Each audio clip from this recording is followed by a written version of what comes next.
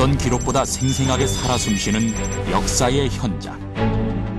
수백 년의 시간을 거슬러 올라가 역사 속 한 페이지를 볼 수 있게 해주는 미라. 그 살아있는 역사가 우리나라에서도 발견됐다. 아주 디테일한 우리 과거의 역사, 이러한 것을 실제 실물로 보여주는 거니까 그런 점에서 이제 대단히 중요해요. 우리나라의 미라는 일부러 만들어낸 것도 특별한 기후 때문에 만들어진 것도 아니었다.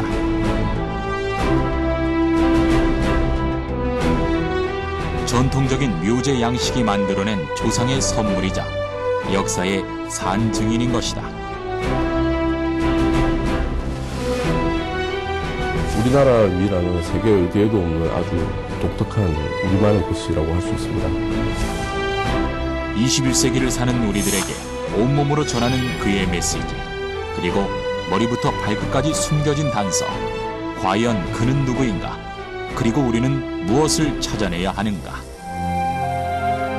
과거의 어떤 식생활, 환경, 그리고 그 사람들이 누구였는지, 그리고 왜 죽었는지 이런 다양한 생활상을 알 수 있는 타임캡슐과 같은 자료이다. 과거부터 현재, 그리고 미래까지를 이어주는 열쇠, 미라. 이제 그의 몸에서 역사와 과학의 향연이 펼쳐진다.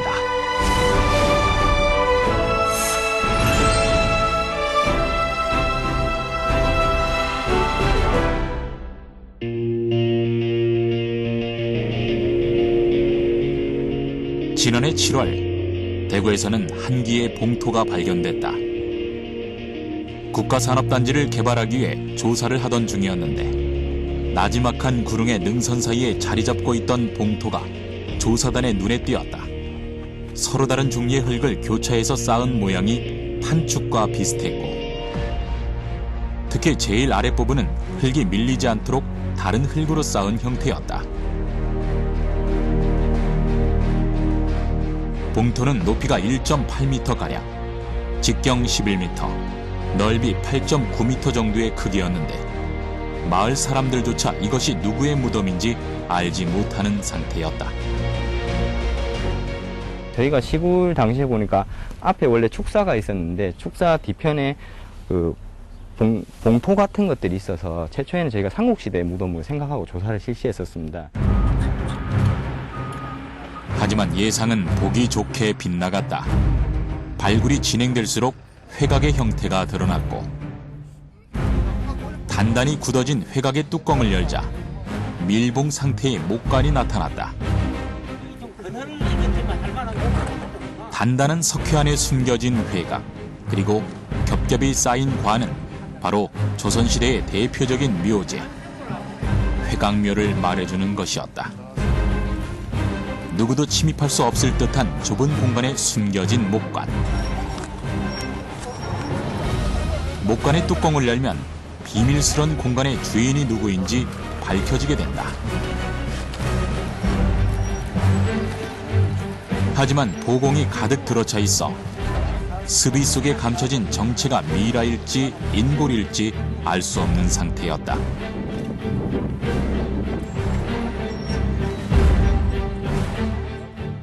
미라가 있다고 알 수는 없는 상태였고요. 회각의 뚜껑을 열고 나니까 이제 목관 위에 이제 묵서가 돼 있는 상태였고 명운이 있는 상태였고, 그것을 이제 제거하고 나니까 이제 보공들이 꽉 채워져 있는 상태였습니다. 보공을 제거한 뒤 대렴 상태의 시신, 사람의 굴곡이 보이는 것으로 미루어 미라일 가능성을 배제할 수 없다. 조사단은 이것을 의대 해부학실로 옮겨 최대한 훼손시키지 않도록 했다. 먼저 복식팀에서 한 겹 또 한 겹 조심스럽게 습의를 벗겨냈다.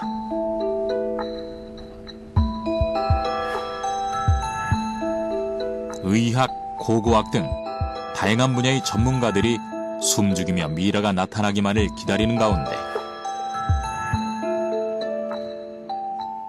조금씩 자신의 존재를 알리듯 모습을 드러내기 시작했다.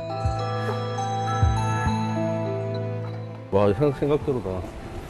이게 탄력이 있고 하나도 안 말랐어. 거의 뭐 예.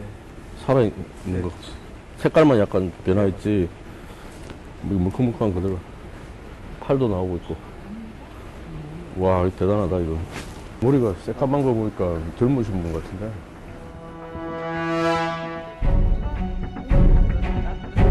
가지런히 모은 두 발.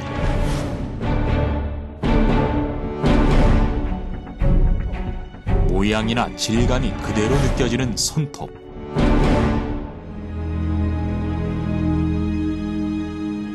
(500년의) 세월 속에서 피부색이 변하긴 했지만 보존 상태가 뛰어난 미라임에 틀림없었다. 최근 한 몇 년간은 그렇게 상태가 좋은 미라를 아직 보질 못했었는데 오늘 또 이렇게 굉장히 보존이 잘 된 미라를 발견할 수 있어서 약간 연구 의욕이 고취된 상태라고 할 수 있습니다. 금방이라도 살아 움직일 것만 같은 미라. 영화 속에서나 볼 법한 현장이 21세기 대한민국에서 펼쳐지는 것이 어떻게 가능한 것일까?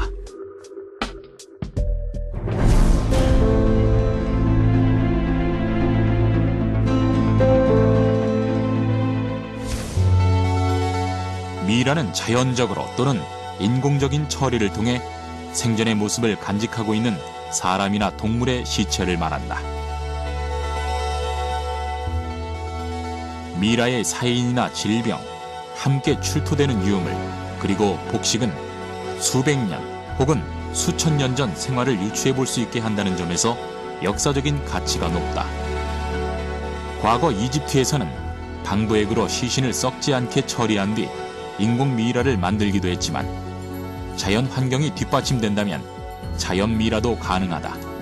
가장 일반적인 조건은 건조한 환경. 그리고 시신이 얼어붙을 정도로 추운 기후에서도 미라는 만들어진다. 마지막으로 시신의 주변에 공기가 통하지 않아도 미라가 만들어진다. 건조 미라는 남미 안데스 산맥 서쪽의 아다카마 사막과 몽골 남부의 고비 사막에서, 냉동 미라는 알프스 산맥과 페루, 알타이 산맥에서 발견됐다.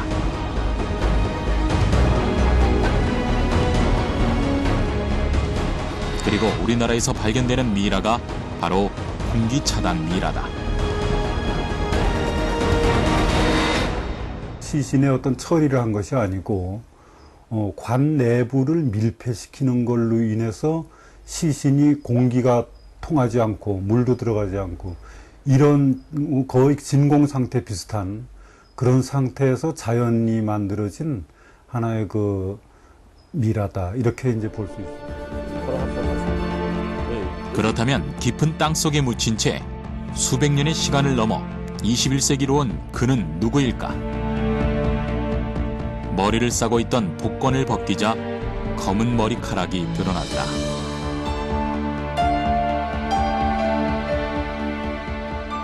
회강묘가 발견됐다 하더라도 그 안에 반드시 미라가 있을 확률은 높지 않기 때문에 전문가들 모두 눈을 의심하지 않을 수 없었다. 특히 부드럽고 촉촉한 피부와 근육은 이것이 수백 년의 세월을 지나온 미라라는 것이 믿기 어려울 정도였다. 하지만 더욱 놀라운 것은 국내에서 이러한 미라를 발견한 일이 처음이 아니란 사실이다.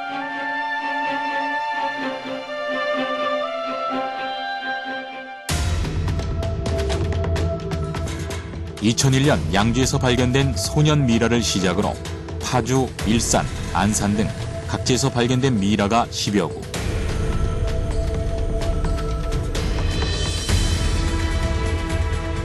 제작진은 그 중에서도 대전 계룡산 인근에서 발견된 학봉장군 미라에 주목하기로 했다. 학봉장군 미라에는 어떤 비밀이 숨겨져 있을까?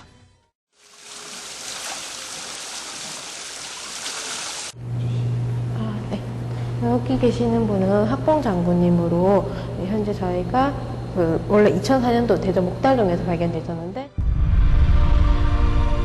국내에서 가장 오래된 미라인 학봉장군 미라는 부부가 함께 발견됐다. 1420년대에 출생해 42세쯤 사망했고 부인은 50대 초반인 1468년에 사망했을 것으로 추정하고 있다. 이렇게 미라의 생물 연도와 함께 그의 몸에 담긴 역사를 알아가는 과정, 그것이 미라 연구의 목적이다. 단순히 사람의 신체를 연구하는 학문이라고 한다면 과학적인 걸 들 수가 있고, 역사를 이야기한다고 한다면 그 옛날에 살았던 분들이 마치 타임머신을 타고 다시 우리 앞에서 건강검진을 받는 것 같은 그런 아주 기묘한 현상이 상상력을 많이 자극을 하게 되었겠고요. 인공 미라의 경우 장기가 훼손되기 때문에 미라의 연구 자체가 불가능하다. 하지만 우리나라의 미라는 장기는 물론 체내에 남아있던 분뇨까지도 그대로 보존돼 이러한 연구가 가능한 것이다. 그렇다면 우리나라에서 공기 차단 미라가 만들어질 수 있는 이유는 무엇일까?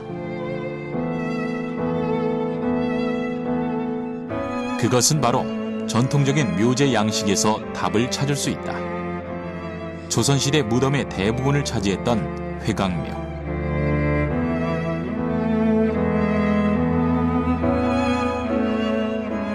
처음부터 회강묘가 우리나라의 무덤 양식을 대표했던 것은 아니었다. 석실묘, 즉 돌방 무덤을 주로 썼던 삼국시대. 돌방 무덤은 땅을 파고 돌을 사용해 관을 넣을 공간을 만들어낸 것이다. 이러한 무덤 양식은 고려시대까지 이어졌다. 이제 삼국시대 가면 석광묘라는 게 생기게 되고, 그 다음에 석실묘, 그 다음에 옹관묘, 뭐 이런 것들이 계속 생기게 됩니다. 근데 이런 것들이 쭉 가서 고려시대까지 조선 전기도 계속 이어지게 되고, 조선 초기까지만 해도 돌방 무덤으로 하였던 것이 차츰 변화하기 시작한다. 고려 말에 도입된 성리학이 정착하면서 주자가래도 함께 들어온 것이다. 주자가래는 장례 문화의 변화에도 일조했다. 밀폐된 상태의 그 관을 만들고 그런 무덤을 만드는 것은 조선시대에 들어와서 갑자기 나타난 현상입니다. 성리학이라는 것이 우리 사회 일반적으로 사람들의 삶의 전반적인 것을 규제하기 시작을 해요. 태조 이성계가 승하하고 비로소 회경묘를 사용할 것인지에 대한 논란이 시작되었다.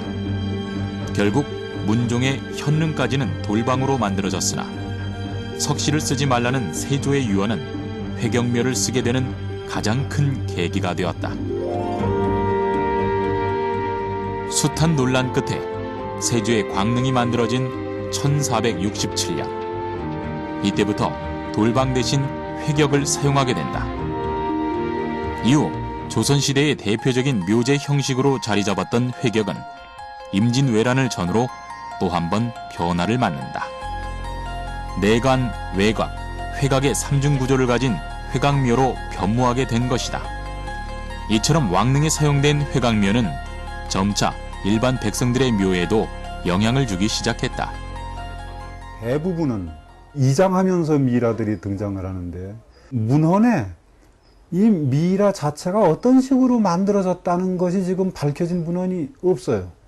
다만 무덤을 어떻게 만든다 하는 것만 있지 미라 자체가 어떻게 만들어졌느냐 하는 것을 확인할 수 있는 문헌이 없습니다. 회각묘는 상대적으로 무덤의 면적을 줄이고 부장품의 수도 줄이는 효과를 가져왔다. 뿐만 아니라 무덤을 만드는 비용과 노동력도 절반 이상 줄였다. 그리고 수백 년 후에 미라로 남아 역사의 산 증인으로 태어나게 했다. 회각묘가 미라를 만들어낼 수 있었던 첫 번째 이유, 바로 나비장이다. 나비장은 가구를 만들 때 이음새를 못질하지 않고 홈을 파서 끼우는 기법의 하나다. 전통 목재 가구에서 자주 쓰이는 방법인데 목관을 짤 때도 역시 나비장을 이용했다. 때문에 오랜 시간이 지나도 틈이 벌어지지 않고 공기를 차단시킬 수 있었다는 것이다. 이거는 이제 그 회각 안에 있는 이제 목각의 뚜껑 부분입니다. 천개라고 하는데, 이제 그 통짜나무로 크게 되어 있고 크기는 2m 정도 가량 됩니다. 전체적으로 이렇게 목 갖고만 하지 않고 이렇게 나비장으로서 크게 하고 바깥의 쪽만 4군데만 이제 못으로 이제 박은 상태였습니다. 미라를 만드는 또 다른 이유는 회강묘를 만드는 방법에 있다. 우선 바닥에 숯을 깔고 나무 틀을 세운다. 그 주변으로 석회와 가는 모래 그리고 황토를 섞은 산물을 붓는다. 벽이 굳고 안쪽에 공간이 생기면 목관을 안치한 뒤 다시 산물을 붓는다.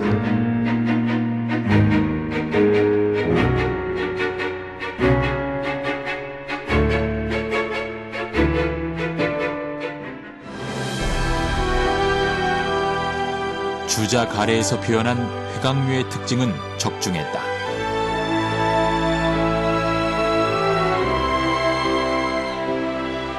굳어진 회각 속에서 누구의 침입도 받지 않은 시신은 그대로 미라가 되어 수백 년이 지난 지금의 그 모습을 드러낸 것이다.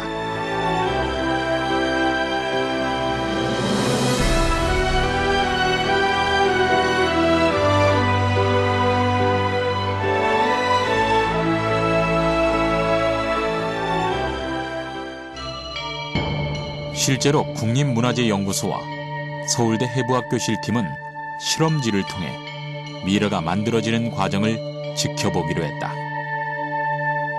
우선 토강묘의 환경과 회강묘의 환경을 만들어 놓고 실험쥐를 매장한다. 그리고 일정한 시간이 지난 뒤 양쪽 실험쥐의 상태를 살펴보기로 했다.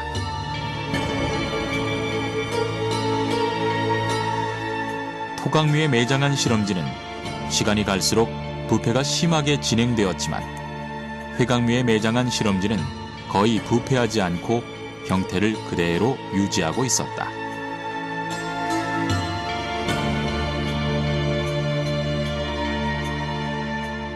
또 회강묘는 공기를 차단해서 미생물이 들어오지 못하게 함과 동시에 멸균 효과를 가져왔다. 회강묘를 제작할 때 사용된 산물이 굳으면서 관 내부가 100도씨 이상의 고온으로 유지된 것이다. 회강묘가 한번 이렇게 만들어지게 되면 외부 환경과 내부에 있는 관 속에 있는 환경이 완전히 차단이 되면서 그 안에서 또 발열 반응에 의해서 멸균 과정이 이루어지기 때문에 그 안에 있는 그 여러 가지 병원체 같은 것들이 활동을 못하게 되고요. 또 외부 환경과는 차단되기 때문에 완전한 타임캡슐로서의 기능을 할 수가 있게 된 것이죠.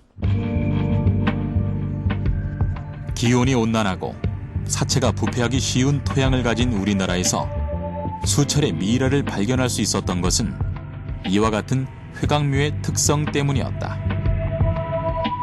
조선시대 장례 문화가 빚어낸 과거와 현재의 연결고리는 그렇게 만들어졌다.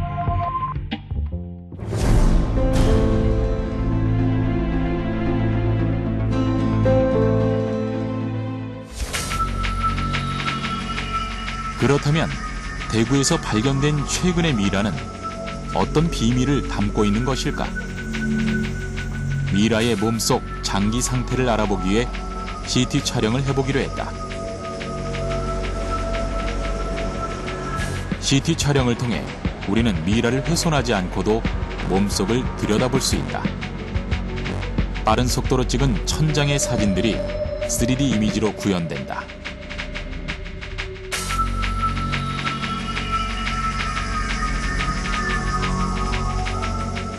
오랜 잠에 빠져있던 미라에는 어떤 특징이 담겨 있을까?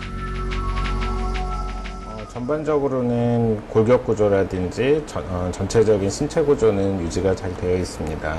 특히 이번 경우에서는 뇌 구조가 다른 미이라에 비해서 잘 유지되어 있고 심지어는 이 뇌 경막이 그대로 모양이 잘 유지되어 있습니다. CT 촬영을 통해서 잠들어 있던 미라의 과거를 깨운 것은 이번뿐만이 아니다. 학봉장군 미라의 경우 몸속 장기에 숨겨진 놀라운 사실을 밝혀내기도 했다. 육안으로는 알 수 없었던 그의 사인이 드러난 것이다. CT 촬영에 여러 가지 알아보니까 식도에서부터 항문까지 아기 부대의 식물이 발견돼요. 그 식물 같은 경우는 사람이 기침이 너무, 폐질환으로 인해서 기침이 너무 심해서 각혈이랑 피를 토할 때 약초거든요. 아마 폐병으로 돌아가신 게 아닌가 하고 저희가 폐 검사를 해보니까 실제 폐 한 줄 부어 있었다고 해요. 그래서 폐질환으로 돌아가신 걸로 보고 있습니다. CT와 MRI 촬영을 통해 밝혀낸 미라의 사인. 이것이 가능했던 이유는 따로 있다. 약간의 수분이 있어야 가능한 MRI 촬영의 경우 건조 미라에서는 불가능하다. 하지만 우리나라 미라의 경우 체내 장기가 그대로 보존돼 있기 때문에 적당한 수분량으로 이와 같은 검사 결과를 얻을 수 있었던 것이다.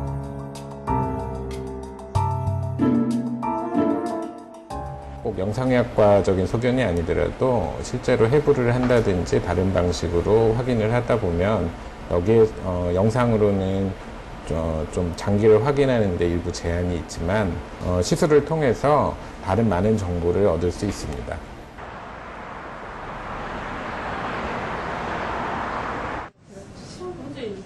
미라가 말해주는 또 다른 이야기는 DNA 분석으로 밝혀진다. 뼈, 머리카락, 치아의 일부를 통해 DNA를 분석하면 그가 누구인지를 밝혀낼 수 있다. 우선 피부 표면의 오염물을 제거하고 자외선 조사 과정을 거친다.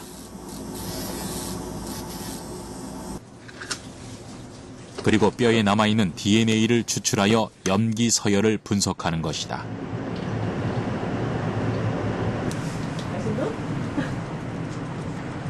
이렇게 진행된 미라 개인에 대한 연구는 결국 그의 가족 혹은 사회 집단의 특성까지도 밝혀내는 열쇠가 된다. 그것이 미라를 타임캡슐이라 부르는 이유이기도 하다. DNA 분석을 통해서는 우리가 흔히 말하는 그들이 누구였는지에 대한 정보를 알아내려고 합니다. 그래서 뭐 성별이라든지 아니면 부계나 모계의 친연관계, 그리고 또 다시 뭐 집단 간의 유형관계 등에 대한 정보, 그리고 어떻게 뭐 유전적으로 형성이 되었는지에 대한 정보를 알 수가 있고요. 또한 뼈의 콜라겐을 통해 안정동위 원소를 분석하기도 한다. DNA 조사가 누구였는지에 대한 조사라면 안정동위 원소는 무엇을 먹었는지에 대한 연구다. 하지만 안정동위 원소는 식생활뿐 아니라 신분을 이해하는 데에도 활용된다. 높은 계급의 사람일수록 고급 식문화를 즐겼을 가능성이 높기 때문이다. 뼈 속 콜라겐과 함께 머리카락 속의 케라틴을 분석하면 더 많은 정보를 알 수 있다. 머리카락은 죽기 몇 달 전에서 몇 년 동안의 식생활 정보를 담고 있기 때문이다. 단백질 섭취를 알 수 있는 질소 안정동위원소 값을 비교해보면 뼈 콜라겐보다 머리카락 케라틴의 경우 평균 한 2.9%이 높았습니다. 그래서 죽기 전 10년, 15년 동안 단백질 섭취보다 죽기 전 몇 달간의 단백질 섭취량이 좀 높았다고 추정할 수 있습니다.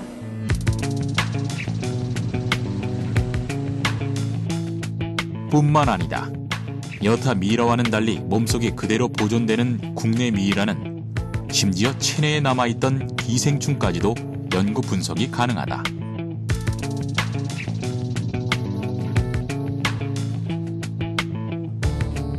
쭉 하다가 여기서 갑자기 두꺼워지지 않습니까? 이게 이제 전형적인 페디스토마의 모습이고, 이게 이제 페디스토마의 알이고요. 그리고 이게 가재즙을 먹고 이제 기생충에 걸린 그 사람에서 나온 겁니다. 특히 고기 생충학의 도화선이 되었던 것은 5살 전후의 소년 단웅의 미라. 간흡충, 즉 간디스토마와 편충, 그리고 회충까지 미라의 몸속에 남아있던 기생충은 새로운 사실을 알려주었다. 저희가 첫 번째로 찾았던 이제 그 첫 번째 이 고기생충학 팀이 꾸려지게 된 그 미라가 이제 5살짜리 미라예요. 이제 그 2001년에 발견된 그 단웅이라고 이름이 붙여진 그 미라인데, 그 미라에서 이제 회충, 편충하고 간디스토마가 나왔거든요.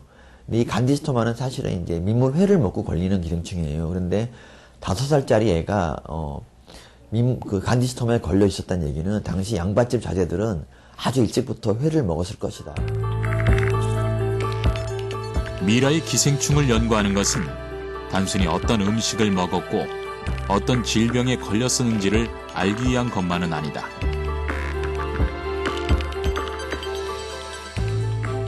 몸속의 기생충을 통해 인류의 이동 경로까지도 추측할 수 있고 당시 문화를 엿보는 수단으로 이용되기도 한다.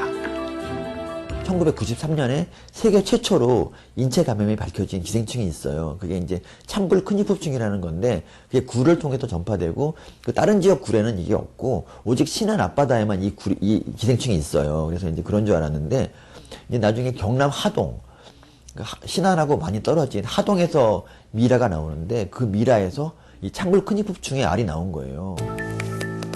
신안 앞바다에서만 나타나는 기생충이 하동에서 살았던 미라의 몸속에서 발견됐다. 이것은 곧 두 가지 가능성을 의미했다. 고인이 생전에 신안에 가서 해산물을 먹고 왔거나 기생충이 어떤 방법을 통해 하동까지 이동해온 것이다. 사실 그 찬불 큰이폭충이 원래 이제 새를 통해서 전파되거든요. 철새. 근데 그 철새가 옛날에는 하동도 가고 뭐 충남도 가고 여기저기 이제 정박을 했었을 텐데 지금은 이제 신안 앞바다에만 이제 가기 때문에 그런 게 아닌가 이런 추측을 했습니다. 몸속의 상태와 DNA 그리고 기생충까지 미라는 자신의 몸을 통해 현재를 사는 우리에게 역사를 보여주고 있다. 이것이 곧 미라가 여타 유물과는 비교도 할 수 없는 가치를 가진 이유다.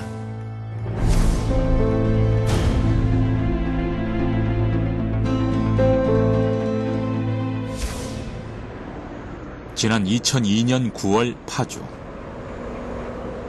당시 파평윤 씨 종중은 선조의 묘역에서 이장 작업이 한창이었다.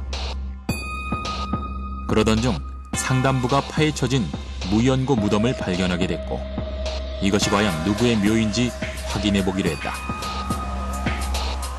포클레인을 동원하여 확인한 내관에는 조선시대를 살다 간 여인이 누워있었다. 무덤의 주인이 누구인지 밝히지 못하던 그때 바지의 허리끈에는 병인 윤시월이라는 5글자가 보였다. 그리고 유난히 배가 부풀어 있었던 미라. CT 촬영을 통해 세계 최초의 모자 미라라는 것을 밝혀냈다. 병원에 가보니까 그 시신을 보여준데 이렇게 이제 아기가 있다고 그래요. 그분들이 애를 낳다가 뭐 자궁 파열로 죽은 것 같다 그렇게 해서. 임신 중 난산으로 사망한 산모와 태아의 미라라는 것.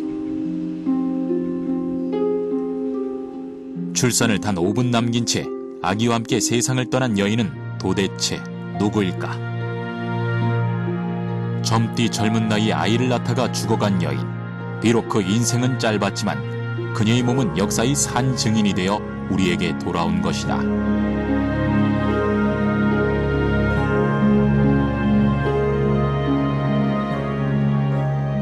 1565년 병인요 윤시월이니까 아마 윤시월이면 12월 달 정도 되지 않았나 그렇게 추정하는 거예요. 신부는 이제 처음에 누군지 몰라서 이제 계속 추적을 했어요.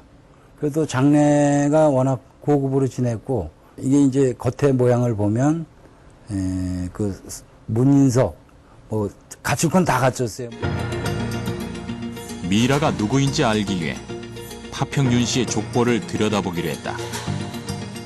그리고 문정왕후의 오빠인 윤원양과 그의 자식들, 그 중에서도 장남인 윤소가 첩실에게서 낳은 딸이 미라의 주인공일 것이라고 했다. 관에서 나온 당시 숙빈의 편지가 여기에 힘을 실어주고 있었다. 숙빈이 조카딸한테 편지를 보는 거야, 안부 편지. 그래서 이제 그게 그 미라에서 나왔어요, 안부 편지가. 요 숙빈한테 조카딸한테 보낸 편지. 그래서 이 미라 주인공이 그래서 이 손녀딸로 이제 이렇게 돼 있는 걸로 아는 거예요.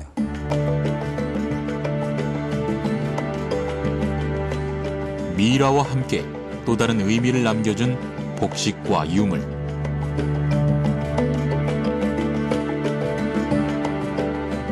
미라가 누구인지를 알게 해주는 단서임과 동시에 당시의 생활상까지도 알려주는 중요한 자료가 된다.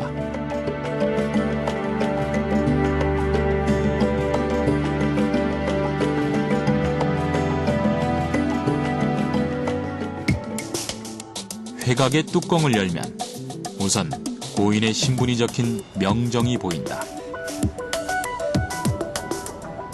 그리고 내관을 열면 빈 공간이 모두 보공으로 채워져 있다.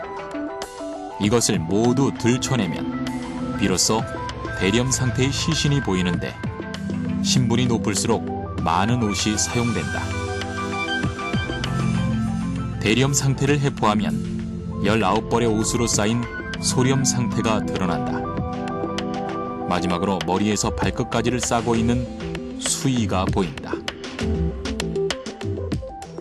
수의의 종류나 옷감, 가짓수에 따라 미라의 신분과 경제력은 물론 시대상도 나타내기 때문에 복식은 미라와 함께 중요한 연구 자료가 된다. 관에 이제 묻을 때 이제 시신에 일단 평상시 착용하던 옷들을 입히고 그 다음에 이제 염을 합니다. 그리고 이제 시신을 이제 관에 넣고 나서 빈 공간을 또 이제 보공품이라고 해서 평상시 입던 옷들로 다 채우게 됩니다. 그래서 보통 이제 조선시대 회각묘에서 이제 나오는 이제 복식들은 이제 많을 때는 뭐 한 50에서 100여 벌까지 많이 나올 때도 있고.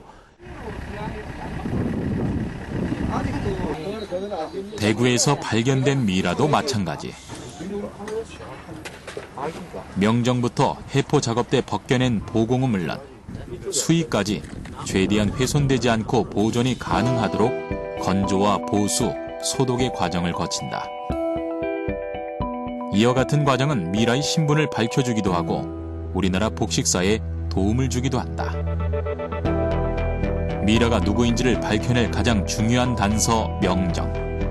그러나 세월을 머금은 명정의 글자가 육안으로는 잘 보이지 않는다. 이때에는 적외선 촬영을 통한 감식이 필요하다. 오랜 시간 땅속에서 존재를 잃었던 미라가 비로소 이름과 신분을 되찾는 순간이다.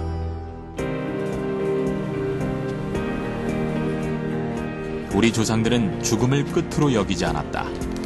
죽음을 새로운 출발로 여겼기 때문에 수의를 생전에 입던 옷 가운데에서 가장 좋은 것으로 사용했다. 그리고 그것은 미라와 함께 우리에게 돌아와 복식사의 일부가 되었다.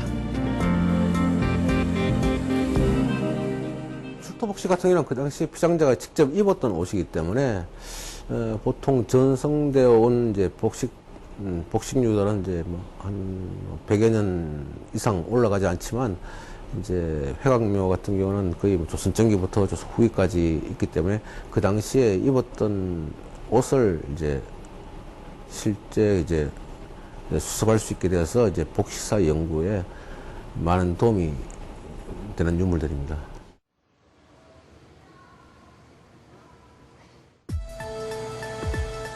미라가 우리에게 남겨준 것은 과거의 흔적만이 아니다.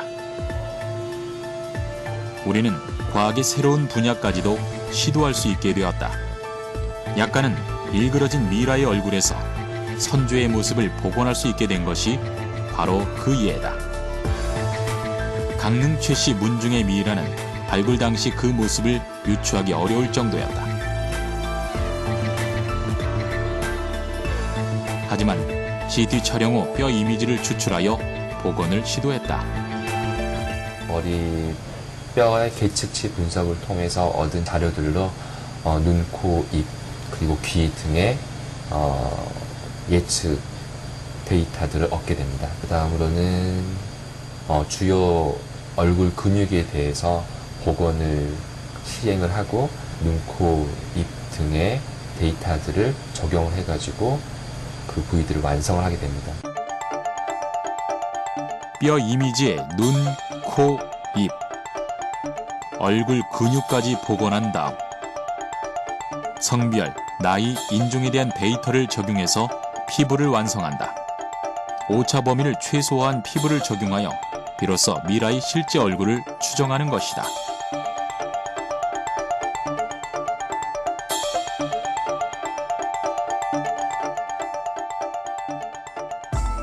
법의학적인 측면에서의 얼굴 복원은 객관적인 데이터를 바탕으로 하지만 고고학적인 얼굴 복원은 객관적인 데이터에 역사적인 고증을 기본으로 한 상상력이 가미된다.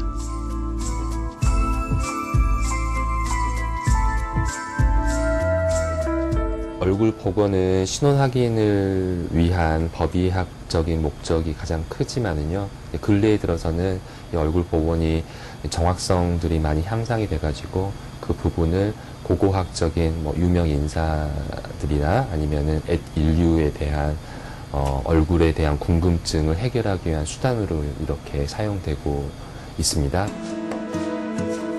미라는 역사의 근거를 제공해주고 질병의 변화 양상을 보여주는 등 의학, 과학, 그리고 고고학의 발전에 큰 기여를 할 것이 자명하다. 하지만 아직까지는 미라 연구에 여러 가지 걸림돌이 많은 것도 사실이다.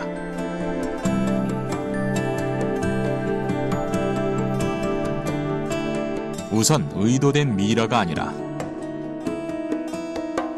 묘제 양식이 우연히 만들어낸 것이다 보니 조선시대 이전의 미라는 기대하기 어렵다는 것이다. 미라는 오래될수록 좀 대접을 받잖아요. 최소한 한 1000년, 2000년 이 정도는 참 됐으면 좋겠는데 우리나라 미라가 좀 조선시대 것만 나오는 한계가 있어서 500년이 한계입니다.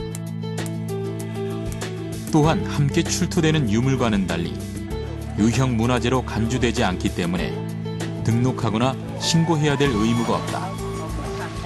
그렇다 보니 현황 파악이나 관리가 쉽지 않고 후손들이 기증하지 않는 한 제대로 된 연구가 이루어지지 못한다. 미라가 발굴되면 후손들이 화장해버리는 경우가 대부분이라는 것이다. 후손들이 그 자기 선조의 시신을 연구를 위해서 제공해 준다는 것이 전통적인 유교적인 관념에 따르면 굉장히 어렵습니다. 그래서 이걸 연구 자료로 기증이 돼야 되는데 그것을 연구 자료로 기증하는 그 문중이 그렇게 많지 않아요. 미라가 우리 앞에 나타나기 시작한 것이 오래되지 않았다. 때문에 현재까지 미라에게서 얻은 것은 극히 일부일 수 있다. 앞으로 다양한 분야의 정보가 더욱 축적된다면 조선시대 사람들의 모든 질병과 생활이 눈앞에 펼쳐질 수도 있다. 그래서 이 미라의 다양한 과학적 분석을 통해서 이 사람들이 언제 살았고 누구였고 어떤 질병을 앓았고 무엇을 먹었고 어떤 환경에서 살았는지에 대한 다양한 정보들을 복원해낼 수가 있습니다. 우리가 가지고 있는 어떤 그 오래전부터 가지고 있는 그런 DNA에 포함되어 있는 여러 가지 그 체질적인 문제라든가 질병과 관련된 문제라든가 이러한 것들이 미라의 연구를 통해서 앞으로 우리 후손들이 해결해야 될 그러한 문제까지도 같이 해결할 수 있는 아주 하나의 그 열쇠가 되지 않을까 이런 생각을 할 수 있는 거죠. 미국에서는 미라 연구를 통해 현대 질병의 치료제를 찾는 노력을 하고 있다. 우리나라의 미라 역시 조선이라는 한 시대의 단면을 보여주는 것에서 그치지 않을 것이다. 앞으로 미라를 통해 역사를 들여다보는 문은 차례차례 열릴 것이다. 그리고 그것은 과거를 통해 미래를 읽는 새로운 방법이 될 것이다.